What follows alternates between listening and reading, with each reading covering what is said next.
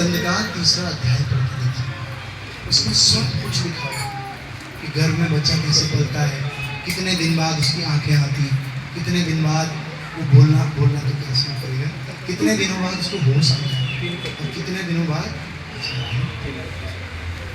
3:31। तो ये 3:31 में तीसरे स्कंद का 31वां अध्याय, ठीक है। तो इसमें लिखा हुआ है मासेन तुसिरो द्वाभ्यम बाह्याद्वांग विग्रह नखलो मस्ति चमसी लिंगच्छिद्रो वस्त्रभी। ये पूरा इसमें तो कई बार जो डॉक्टर्स अगर इसको पढ़ेंगे ना, वो बोलेंगे भैया कि हमारी डॉक्टरी की किताब में भी इतना नहीं लिखा हुआ जितना भागवतम में लिखा हुआ। अगर हमारे ग्रंथों को पढ़ेंगे ना, ये पहले मैं सोचता था कि ऐसे ही है, 10 साल पहले ऐसे ही बोलते हैं लोग कि भाई ग्रंथों में लिखा हुआ है, ऐसे थोड़ी लिखा होगा डॉक्टरी कैसे होती है। अरे नहीं, उसकी एग्जैक्ट पोजीशन, लड़का होगा तो किस तरफ रहता है, लड़की होगी तो किस तरफ रहती है, वो तक भागवतम बता देता है। और हम उस भागवतम की शरण नहीं लेते, इसलिए हम लोगों को पहला काम क्या करना है, भागवतम की शरण लेना।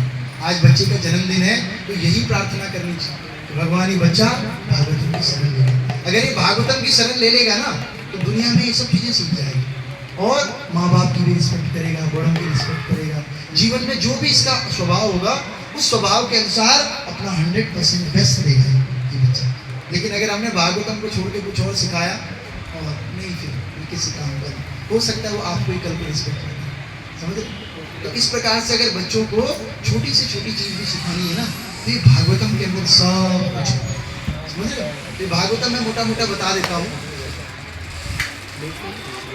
भागवतम क्या कहता है, प्रभु जी इसमें है, आपने खुला एक श्लोक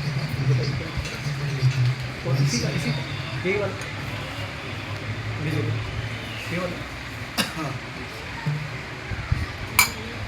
तो सबसे पहले क्या कह रहे हैं, जब भी स्त्री और पुरुष दोनों का विवाह होता है, तो सबसे पहले जब वीर्य के रूप में स्त्री के घर में वो वीर्य जाता है, तो सबसे पहले क्या होता है, उसी रात को, पहली रात को, उसमें मैं पढ़ के ही बताता हूँ क्योंकि मैं जो बोल रहा हूँ उस पर हो सकता है विश्वास ना आए आपको। तो प्रवेश करता है स्त्री के घर में, शुक्राणु और रज दोनों मिलते हैं और 5वीं रात्र में ये मिश्रण बुलबुले का रूप धारण कर लेता है। 5वीं रात जब होती है ना, 5 रात, तो वो बुलबुला बन जाता है। बुलबुला बनने के बाद 10वीं रात को बढ़ करके इसमें सीधे सीधे क्या है, बेर जैसा, जैसे बेर होता है ना, बेर खाया आप लोगों ने, बेर के साइज का बच्चा बन जाता है 10वीं रात। फिर क्या होता है, 1 महीने के अंदर अंदर उसका सिर बन जाता है और सिर में विशेष रूप से कान बन जाते हैं। मैंने कहा ना कि सबसे पहले कान बनता है। कान क्यों, श्रवण करने के लिए।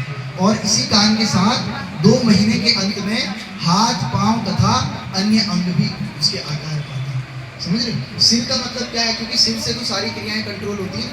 जो बायोलॉजी के स्टूडेंट होंगे वो समझते होंगे, हाइपोथैलेमस ग्लैंड होती है, फिर पिट्यूटरी ग्लैंड होती है, वो सब ऊपर होती है सर के अंदर। तो उन्हीं से कान का भी कनेक्शन है, उन्हीं से सारे सेंसेस का कनेक्शन है, समझ रहे।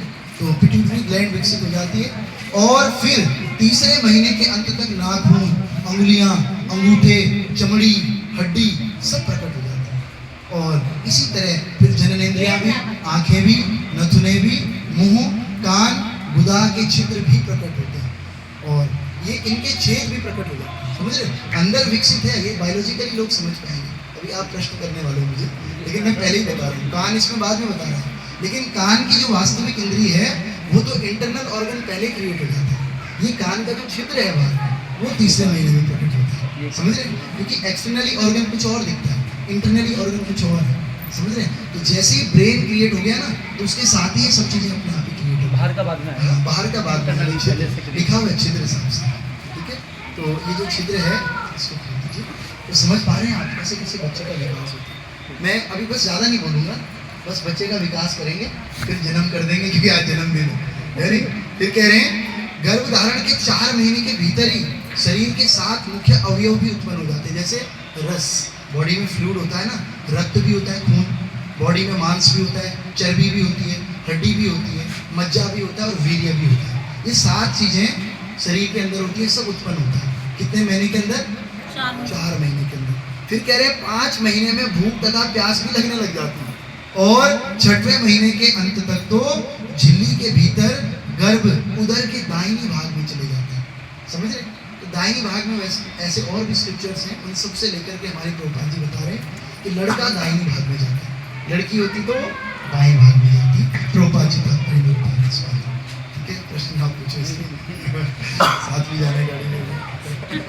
ठीक है, तो आगे कह रहे हैं, अगले में कह रहे हैं देखो हो गया 7 महीने हो गए प्रकट, 7 महीने में वो उसके अंदर चेतना आ गई, भूख लगने लगी, प्यास लगने लगी। अब वो एक दाईं तरफ चले गया लड़का, लड़की होगी तो बाईं तरफ। माता को पता चल जाता है बाईं तरफ है दाईं तरफ। ठीक है, फिर क्या कह रहे हैं, माता द्वारा ग्रहण किए गए भोजन और जल से पोषण प्राप्त करके वो भ्रूण बढ़ता है और मल मूत्र के घृणित स्थान में जो सभी प्रकार के कीटों के उपजने का स्थान है वो रह जाता है। उसको पता क्या होता है अंदर, आप जो भी खा रहे हो पी रहे हो सब चीज़ें ठंडी थोड़ी, कोई बहुत गर्म है, कोई बहुत ठंडी है, कोई बहुत मिर्च वाली है, वो सब बच्चे को लगती है और बच्चे की त्वचा पे लगती है, बच्चे को इतना कष्ट होता है।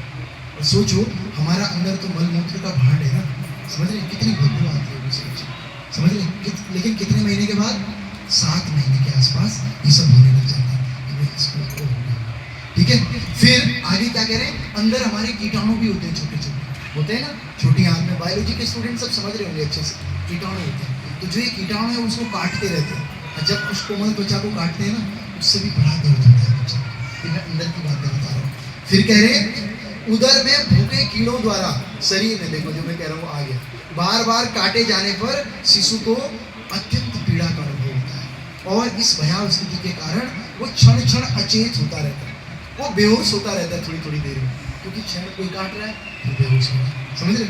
फिर आगे कह रहे हैं माता के खाए गए कड़वे, तीखे, अत्यंत नमकीन या खट्टे भोजन के कारण शिशु के शरीर में निरंतर दर्द होता रहता है, जो कि प्रायः असहनीय होती है। कैसे होती है? ऐसी पीड़ा भोगता है गर्भ में। और झिल्ली से लिपटा हुआ बाहर आंतों द्वारा ढका हुआ शिशु उदर में एक ओर पड़ा रहता है, उसका सिर उसके पेट की ओर मुड़ा हुआ रहता है और उसकी कमर तथा गर्दन धनुषाकार में मुड़े रहती है। भागवतम कब प्रकट हुआ था भक्तों? ये भागवतम बहुत पहले से है ना। और बताओ मेडिकल साइंस कब आया? मुश्किल से 100 साल, बल्कि मेरे को लगता है उससे भी कम। और फोटो कैसे आई है उसकी मेडिकल साइंस की? ऐसे बच्चा लटका रहता है, ऐसे मुंडी, देखा आपने? देखो हमारे ग्रंथ कितने प्रमाणिक हैं। वो जो पिक्चर है ना, उस पिक्चर को भागवतम ने पहले ही यहाँ डिस्क्राइब कर। बताओ किसी को शंका है अभी भागवतम में? कोई शंका नहीं है भैया। और फिर आगे कह रहे हैं इस तरह पिंजड़े के पक्षी के समान बिना हिले डुले वो शिशु रहता है। और उस समय यदि शिशु भाग्यवान है तो उसे विगत 100 जन्मों के कष्टों का स्मरण हो जाता है और वो दुख से आहें भरता है। भला ऐसी दशा में मन की शांति कैसे संभव है? अगर वो भाग्यशाली हुआ ना तो गर्भ के अंदर ही उसे सारे जन्मों की याद आती है कि मैं पहले जन्म में ऐसे था, उस जन्म में ऐसे था, इस जन्म में ऐसे था। फिर क्या होता होगा? फिर कह रहे हैं इस प्रकार 7वें मास से चेतना का विकास होने पर ये शिशु उन हवाओं के द्वारा चलायमान रहता है जो भ्रूण के प्रसव के कुछ सप्ताह से दबती रहती है। यह उसी पेट की गंदगी से उत्पन्न कीड़ों के समान एक स्थान में नहीं रह सकता। फिर आगे कह रहे हैं इस भयानक अवस्था में भौतिक अवयवों के 7 आवरणों से बंधा हुआ जीव हाथ जोड़कर भगवान से प्रार्थना करता है जिन्होंने उसे इस स्थिति में लाया। अब देखो इतना कष्ट हो रहा है, सब जन्मों की चीजें याद आ गई, अब क्या करेगा?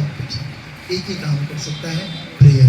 क्या कर सकता है? प्रेयर। जब हम ऐसी असहाय स्थिति में होते हैं ना तो हम क्या करते हैं? प्रेयर करते हैं। और उस समय वो भाग्यवान है और बच्चे को सब कुछ याद है। तो और भी ग्रंथ बताते हैं कि भगवान उस समय उसके सपने में वहाँ आते हैं, दिखते हैं भगवान। हर जगह भागवतम से प्रूफ तो नहीं हो रहा है यहाँ पर, लेकिन फिर भी संत बताते हैं सारे कि भगवान के दर्शन होते हैं। वो भगवान से प्रॉमिस करते हैं और प्रार्थना भी करते हैं कि ठाकुर जी इतना कष्ट मुझे कभी दोबारा मत देना।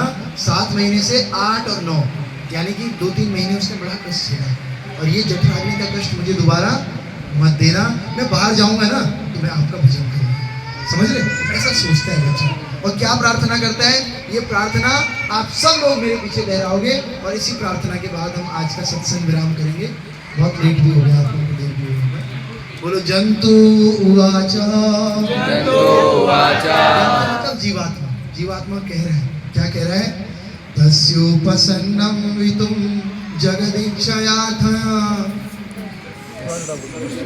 तस्योपसन्न भवितुं तस्यो वंशविदितुं जगदिच्छयात जगैच्छयात नानातनो भुर्वी नानातनोर्वी जलचरणारविन्दम् जलचरणारविन्दं सोऽहं व्रजामि शरणं सोऽहं व्रजामि शरणं विमुतो भयं मे तो भयं मे येने दसी गतिरदर्शा येने दृष्टिगतिगच्छ असतो नुरूपा।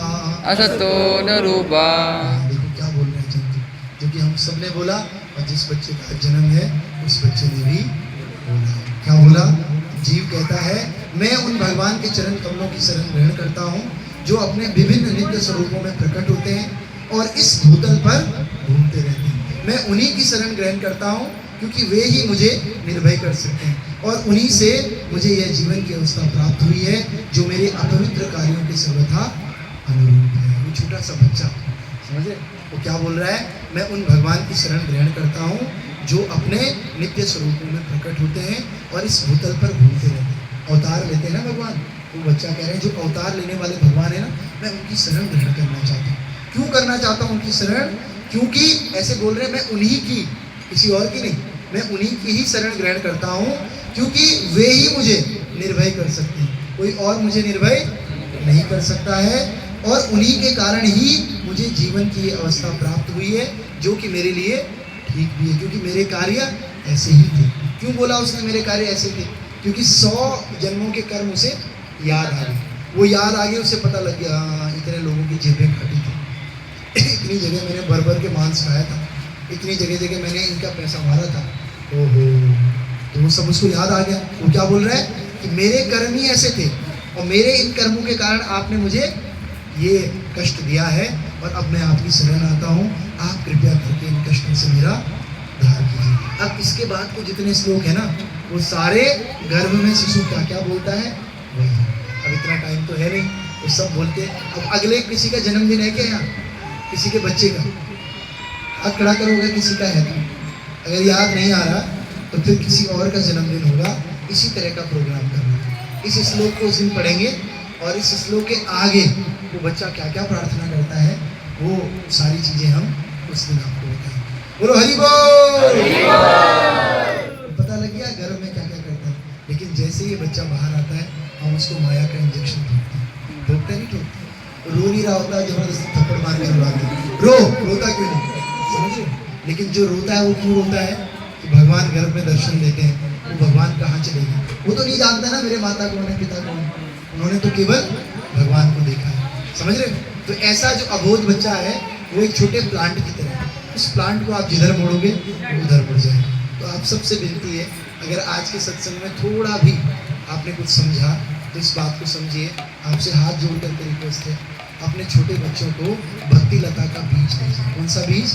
भक्ति लता। उन्हें भक्ति की तरफ मोड़िए, उन्हें अपने घर में संस्कार दीजिए, घर में भगवान को केंद्र बनाइए। जैसे भरत था ना भगवान को केंद्र बना करके भक्ति करता था, तो ऐसे ही आपने घर में भक्ति करनी है। भक्ति करनी बहुत कठिन नहीं है भक्ति, आपको 2 काम करने हैं। भगवान का नाम लेना है। क्या नाम है भगवान का? हरे कृष्णा कृष्णा कृष्णा हरे हरे, हरे राम राम राम हरे हरे। ये देखो गीता, पता कितने की गीता है? हाँ, कितने की गीता है प्रभु जी? 250 की है ना। 250 की भगवद गीता आती है। इसका एक श्लोक पढ़ना है 5 मिनट लगते हैं। How many time? 5 मिनट लगते हैं। 5 मिनट में ये होगा और 5-10 मिनट में माला हो जाएगी।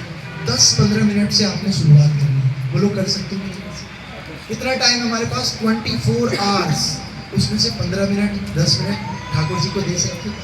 बस यही करना है और ये करते करते आप देखोगे आपके बच्चे भी धीरे धीरे करेंगे और ये करते करते घर का माहौल इतना अच्छा हो जाएगा। नष्ट प्रायेषु अभद्रेषु नित्यं भागवत सेवया भगवते उत्तम श्लोके भक्तिर्भवति नैष्ठिकी। हम सबके घरों में अभद्र है कि नहीं? अभद्र, वो अभद्र सारे इसको पढ़ने से खत्म हो जाएंगे। समझ रहे? इसमें इतने उत्तम श्लोक हैं। तो आप सब लोगों ने ये काम करना है। बताओ कितने लोग करेंगे? वो हाथ खड़ा करो। कितने लोग गीता पढ़ेंगे? हरि बोल। बच्चा कह रहा है मैं तो नहीं पढ़ूंगा, जो करना है कर लो। समझ रहे? मैं तो कुछ नहीं कर पाऊंगा, लेकिन भागवतम के अनुसार फिर वही गर्भ में जाना पड़ेगा। पुनरपि जन्मम पुनरपि मरणम पुनरपि जननी। जो इस कष्ट से छुटकारा पाना चाहता है ना, बस इस भागवतम की शरण ले लो। और ये गीता ला रखे, ये गीता कितनी काफी है, कम 250 की ये गीता है और ये भक्त लोग ला रखे हैं। जब आप लोग जाओगे ना तो ये गीता आप लोग ले लेना। और स्टोरी बुक भी है, श्री कृष्ण की भी बुक है।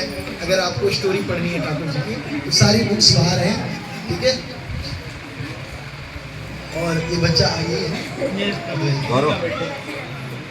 ये बच्चा देखो, सब लोग इसको आशीर्वाद दो, ब्लेसिंग्स दो कि भाई ये अपने जीवन में इसकी दीर्घायु हो, ये बच्चा स्वस्थ रहे, निरोग रहे, है नहीं। और इससे भी बढ़ करके स्वस्थ निरोग काया का करेंगे क्या, उस काया को भगवान की सेवा में लगाए। अगर ये भगवान की सेवा में लगाएगा ना तो इसका भी, इसके घर वालों का भी और हम सबका भी जीवन सफल है। और फिर आज भागवत कथा करने का भी सफल हो गई, वरना इस कथा का इतना फायदा नहीं मिलेगा। ग्रंथराज श्रीमद् भागवत महापुराण की जय, प्रभुपाद की जय, कोटि वैष्णव वृंद की जय, आज के आनंद की जय, आप सब भक्तों की जय। हम बच्चा रो रहा है, कह रहा मुझे तो कथा सुनाई नहीं।